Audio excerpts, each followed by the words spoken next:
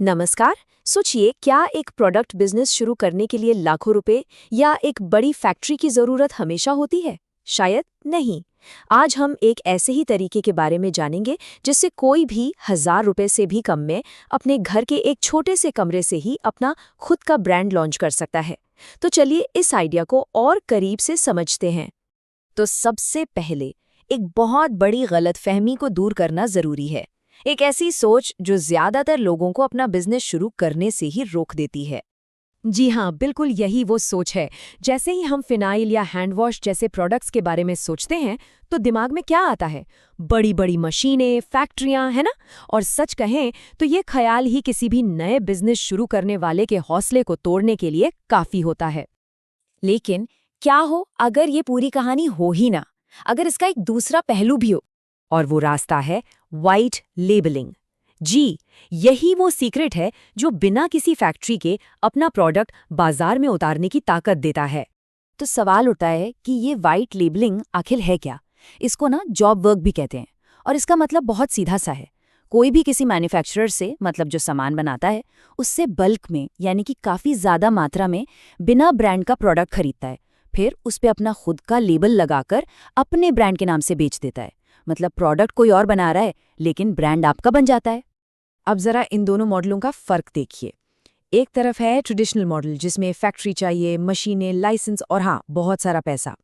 दूसरी तरफ है ये वाइट लेबल मॉडल। यहाँ इन सब झंझटों से छुट्टी मिल जाती है। सारा ध्यान सीधा प्रोडक्ट और ब्रांडिंग पर होता है। लागत कम, रिस्क भी कम और बिजनेस शुरू करना बेहद आसान। ठीक है, तो अब सवाल ये है कि इसे किया कैसे जाए। चलिए इसे 4 एकदम आसान स्टेप्स में समझते हैं। ये एक सीधा साधा सिंपल सा बिजनेस प्लान है। सब कुछ यहीं से शुरू होता है। 50 लीटर बस किसी भी लोकल मैन्युफैक्चरर से क्लीनिंग प्रोडक्ट्स जैसे फिनाइल या हैंड वॉश 50 लीटर के बड़े ड्रमों में खरीदना है। बस यहीं से सारा खेल शुरू होता है। तो ये पूरा प्रोसेस जो है ना, वो सिर्फ 4 स्टेप्स का है। पहला, बल्क में खरीदो। दूसरा, उसे छोटे छोटे पैकेट में रीपैक करो। तीसरा, अपना ब्रांड बनाओ, मतलब बस एक स्टिकर लगा दो। और चौथा, अपने आसपास ही सप्लाई और बिक्री शुरू कर दो। है ना बिल्कुल सिंपल।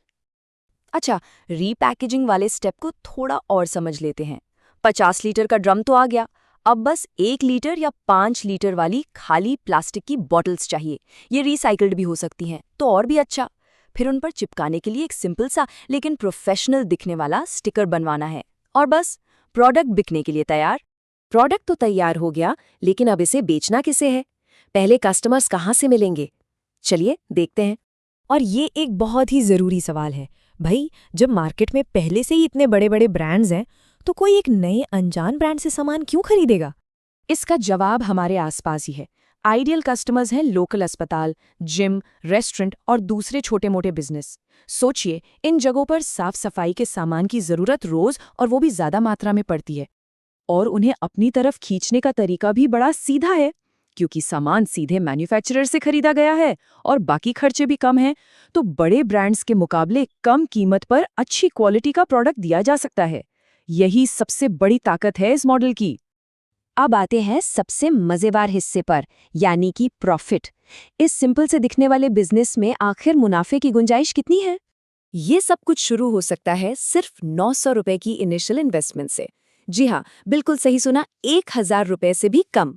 ये है इस बिजनेस में एंट्री करने की लागत। ये एक बहुत छोटी सी शुरुआत है, इतनी छोटी कि कोई भी इसे बिना किसी बड़े रिस्क के ट्राई कर सकता है। ये एक ऐसे बीज की तरह है जिसमें एक बहुत बड़ी संभावना छिपी हुई है। लेकिन सवाल ये है कि इस छोटे से बीज का फल कितना बड़ा हो सकता है? तो नतीजा सच में चौंकाने वाला है। 10 गुना तक का मुनाफा। मतलब ये छोटी सी लागत एक बहुत बड़ी संभावना का दरवाजा खोल देती है। इतने कम इन्वेस्टमेंट पर इतना जबरदस्त रिटर्न मिलना ही इस मॉडल को खास बनाता है।